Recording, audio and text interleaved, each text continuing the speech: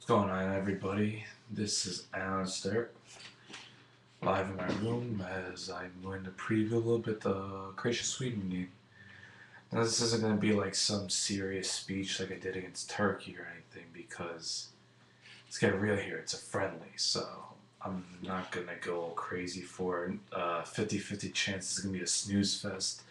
Sorry for being a downer, but if any two friendlies indicate what Croatia does in friendlies, not very exciting. But we should have some hope here because we do know that some of the fringe players on the squad will get a chance and they will need to prove themselves if they want to play any part in our journey in the Euro Cup 2012.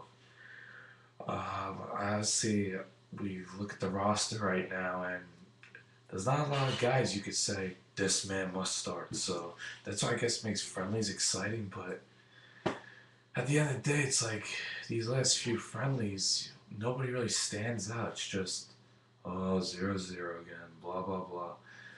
So hopefully they could bring it something as a team, Croatia could build upon, and we can see some players shine.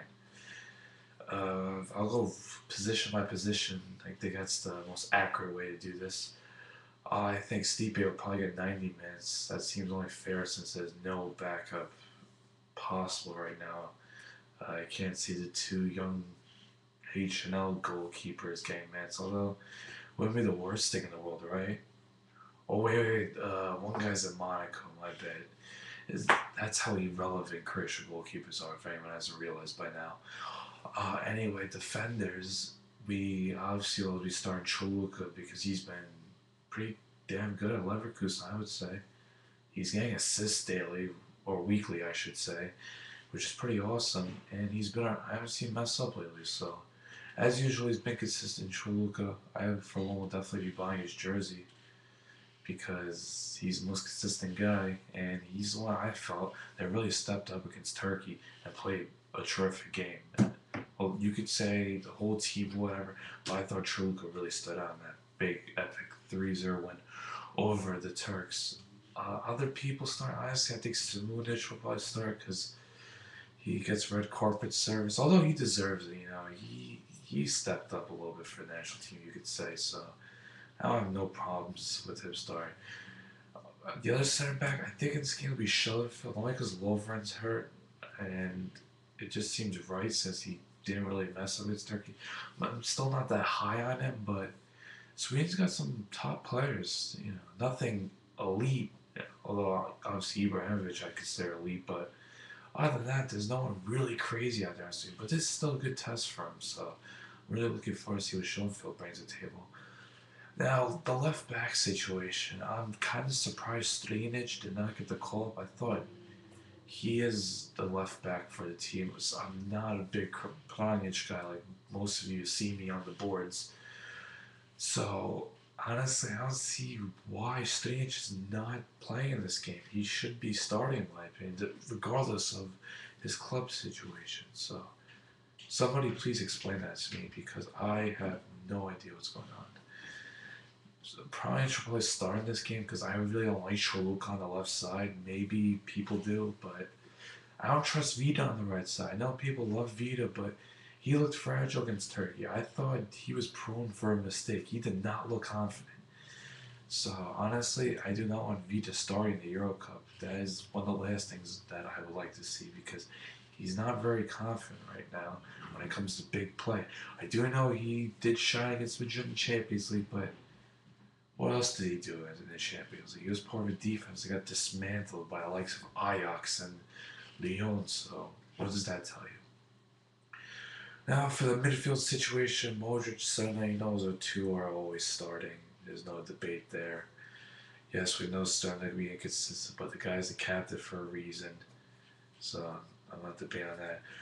The defensive midfield situation, it's like a seesaw battle. Honestly, I don't know who Bilic prefers. We have one game Vukovic, next game Dumovic will play. I think Dumovic does start though because if anyone saw the new, in my opinion, brutal jerseys, can't believe we're gonna wear that crap. But we do have new jerseys, and Dumovic is one of the four guys that represent the team in pictures. So maybe he's getting pushed into, more exposure, and he probably would start. Although Vukovic can make the claim that he should start, I don't know. I do want to upgrade there. Hopefully, some player in the future upgrades that position because I don't think those two are worthy of a top 11 spot on a team like this. Just my opinion. I know some people won't agree with that, but what are you gonna do? And now for the other side, I don't think that Persic has a claim to be in the top 11. It's either Rakitic or Konchka right now. For all you Persic lovers right there, I know he scored this weekend, but he doesn't have a claim to play right now because I still haven't seen him do much on the national side.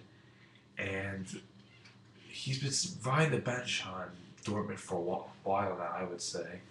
So honestly, I don't see much that he could do right now, or his claim to actually starting. Plus, I don't think Bilic is that high on him. What I mean high on him is actually giving him a start. Right now, I just can't see it possibly happen when you have Kranjka, who's been starting the last month for Tottenham or so, and you have Rakitic, who's been playing all year. It's not going to happen for Persic. Yeah, for this game, I'm going to go Nico starting. All right. I gotta head off soon. But I don't see him starting, plain simple. Then we have the striker situation. I think Mandzukic starts, and Olic should start just to keep the pairing together. From the Turkey win, that was the only thing that really makes sense to me in general. I know Eduardo was one of the four representing the New Jerseys, but I think they want to keep that partnership alive. So that's my opinion. I'm not gonna make predictions for this game because it's a friendly, and I really don't know what's going to happen. It could totally change. I don't see us losing though, because Croatia is at home and they don't lose at home.